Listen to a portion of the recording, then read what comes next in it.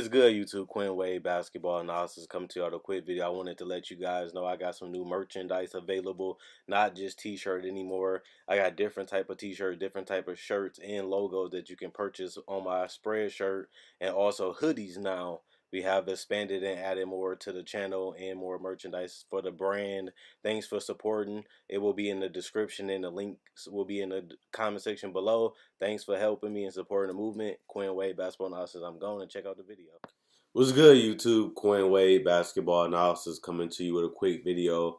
Today we're going to talk about Demarcus Cousins out for the rest of the postseason. As you guys know, when they added Demarcus Cousins, people said they're going to obliterate everybody. It's over. There's no way they're going to be stopped. And looking at game one, they looked pretty good. Game two, they was blowing the Clippers out by 31 points, looking like they was massacring them.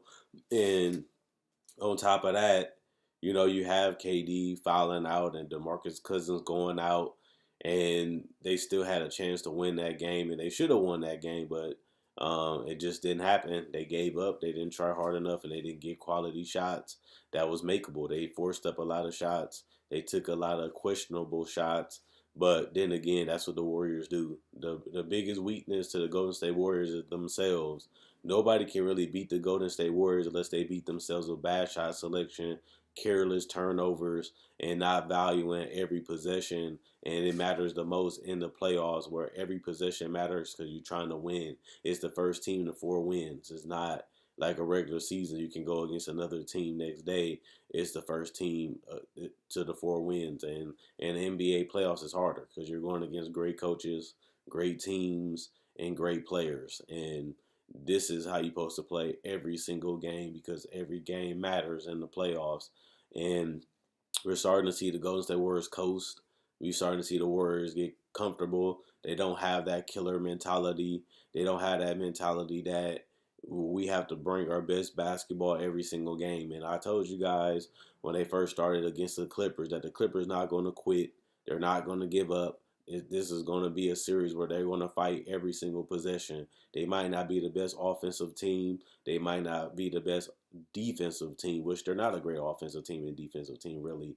But then again, they're going to make it up in effort, energy, and fight and hustle.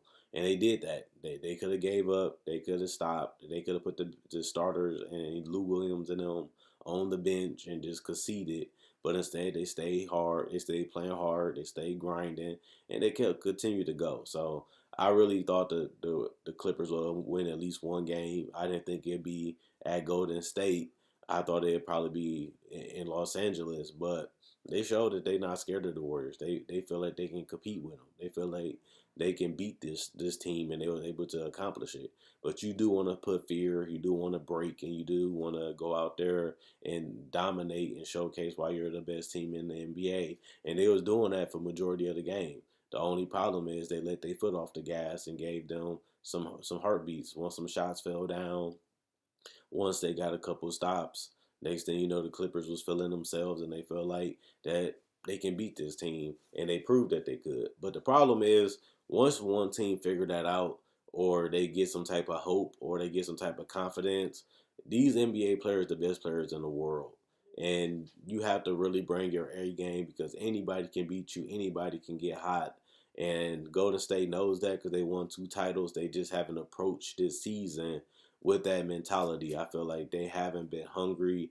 They haven't really been playing their best basketball. They haven't really been mentally focused on the regular season, and it proved in that game that they have a lot more to improve, and they have a lot more to be prepared, because as they go further in the playoffs, the NBA playoffs is only going to get harder. You get Houston next, maybe Denver, maybe San Antonio, maybe OKC in the Western Conference Finals. Then you might get the Bucks, you might get Philly, you might get Toronto, you might get Boston in the NBA Finals. And all those teams have a lot of talent. All those teams have size, have athleticism, have speed. So at the end of the day, you have to bring your A game, because these teams are just as talented, if not that far away from being just as good as you. Plus, you don't have DeMarcus Cousins for the rest of the playoff series. I mean, the rest of the playoffs, and that hurts, because I feel like he was that piece to get them over the hump. They needed Demarcus to take them to that next level offensively. They needed something new. They needed another piece, and now they're forced to play without Demarcus Cousins. And I want to see how they approach the games. I want to see how they approach winning. Is they going to be more hungrier? Is they going to fight? Is they going to try to handle the adversity the right way instead of getting ejected? Will they continue to get technical fouls and hurt themselves and shoot themselves in the foot? Is they going to continue to fight and stay motivated, stay positive, because this is not a good look for them right now. Losing Demarcus and losing to the Clippers, being up by 31. So I want to see how the Warriors going to bounce back. Champions usually bounce back. They usually come back fighting. They usually come back and handle the adversity. And they're two-time champions, but really three-time champions, and they won back-to-back. So if anybody knows adversity, it's Golden State. They played Houston last year in a Game 7 at Houston when it was able to win. So that was the toughest challenge for them last year. And I think that them winning that series give them confidence in winning right now. And you can give them credit that they can get it done because we have seen it. I just feel like mentally this team reminds me of those 2010 Lakers where 2011 they didn't have the fight, they didn't have the grit, they just wasn't the same. And Dallas went out there and obliterated them, and they humbled the Lakers and they put them back to a regular team, and they showed that they can really get whatever shot they wanted. They really could do whatever they wanted to do to them, and the Lakers got annihilated and embarrassed, and they went out unclassy. They went out frustrated. They went out embarrassed, and they embarrassed Phil Jackson also. And it wasn't a good look for the Lakers. And then they come back the next year, and then they never make it to the NBA Finals ever since that 2010 championship. After going three straight finals, they never made it back. Not only that, you have to put in perspective, they haven't even been to the playoffs in years, and that's including with having LeBron. And Golden State, they in a situation where they got a couple free agents like Demarcus and Kevin Durant, and then obviously Klay Thompson, and the year after that, Draymond Green. So they have to figure out what they want to do. Do they really want to play the best basketball that they can play, or are they going to continue to toy and play and disrespect their opponent? They get so excited, they get so happy, they always getting a little bit too confident, a little bit too prideful, and it's humbling when you lose because it shows you that you're immortal. It shows you that you can bleed. It shows you that you're human. And I think that that's important, and I think they needed to see that, and that's why I feel like this was going to be a wake-up call series, because the Clippers letting you know we ain't stopping, we ain't giving up, and we feel like we just as good as y'all are, even though we know that they're not. But that's the mentality that you have to have when you're trying to win. You got to feel like you can beat and compete with anybody, even if it's a little delusional. And that mentality got them game two. And now I want to see the adversity. Now I want to see how the Warriors going to react. Is the next game going to be competitive, or is they going to go out there and blow them out? And knowing that they don't have Demarcus Cousins make them a lot more weaker, because he does give them versatility. He does give somebody that can pull out bigs to the three-point line. He gives them somebody that can play, make in the post, but also score in the post and knock down mid-range jumper and set a lot of good screens. And it gives them more depth, because I'd rather have Demarcus Cousins than Kevon Looney or Jordan Bell getting those minutes, because I feel like Boogie is just so much better than them, such more versatile. And Andrew Bogut is not the offensive player that Boogie is, and he doesn't give you as much as Boogie does, even though he is a better defender. And you can make an argument that he's a better screen setter and he does fit with this team. Boogie has more versatility and gives them more weapons, and he really unlocks their offense and makes them damn near unstoppable. And now that you don't have him at all for the rest of the playoffs, it's going to be a struggle. But they still have enough to win it all. And if they can get past Houston, and that's going to be the toughest challenge to me in the West. If they can get past Houston, they're scary. But at the same time, the East is better now. So if you play against a Milwaukee, Toronto, Philly, or Boston, they're going to bring it defensively, and they're going to have some bigs that you don't really have the answer for. And they got the offensive firepower to go with against the Warriors when the Warriors are top heavy. They bench is not as deep. They don't have as much scoring off their bench, and that has been a weakness for them all year, while some of those teams have that checked off, and they're more healthier at this point. it makes you think, can the Warriors really three-peat? They always say the three-peat is always hard because it's hard to repeat. And now that they repeat it, it's going to be even more to three-peat. And now with Demarcus Cousins being out, that takes away their secret weapon and makes them act human and makes them back a little bit more beatable. And if I'm a team, I'm a lot more confident knowing that Demarcus Cousins is gone. And they have to rely on Bogut, who isn't the same offensive player as Cousins and cannot do nearly as much as Cousins can do and offer what he does and brings it to the table. But what I will say is I want to see how they handle the adversity, and I want to see how Golden State mentality going to be for the rest of the playoffs. They have enough to win it all, but they're going to need a lot more out of KD. I feel like he's been a little bit immature. He's been really handling it not the right way. You have to put your team first, and you have to continue to go out there and play the game the right way. He's getting a little bit too confident. He's falling into the Clippers' traps, and he can't do that against better teams and better coaches because they're going to exploit it, and you don't want to be a detriment to your team. You want to be positive and really help your team. And I feel like Kevin Durant is doing a little bit too much. He's not as focused.